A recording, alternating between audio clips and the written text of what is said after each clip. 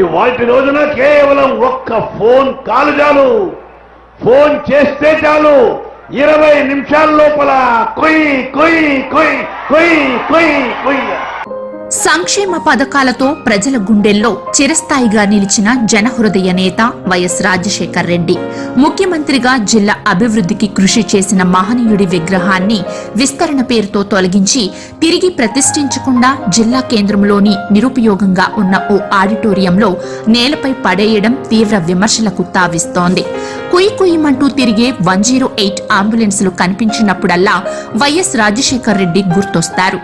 YS మరణం తర్వాత జిల్లా కేంద్రంలోని రోడ్లు భవనాల అతిథి గృహం దగ్గర చౌరస్తాలో వైఎస్ విగ్రహాన్ని ఏర్పాటు చేశారు.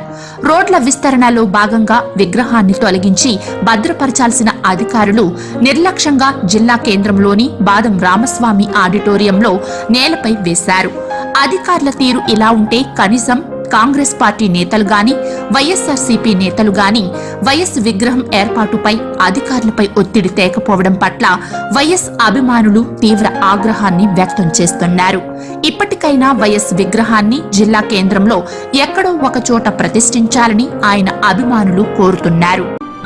ఖచ్చితంగా రాజశేఖర రెడ్డి గారు రైతు బాంధవుడు, అలాగే పేద ప్రజలందరి గుండెల్లో చిరస్థాయిగా నిలిచిపోతాడు.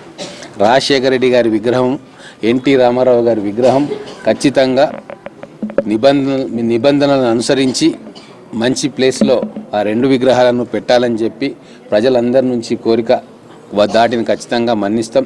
అలాగే కౌన్సిల్లో కూడా తీర్మానం పెట్టి ఏ ప్రదేశం అయితే బాగుంటుందో చూసి ఆ ప్రదేశంలో ఈ ఇద్దరు మహానాయకులు స్వర్గీయ ఎన్టీఆర్ గారు, స్వర్గీయ రాజశేఖర రెడ్డి గారి విగ్రహాలను ఖచ్చితంగా మహబూబ్నగర్ పట్టణంలో పెట్టుకుంటాం.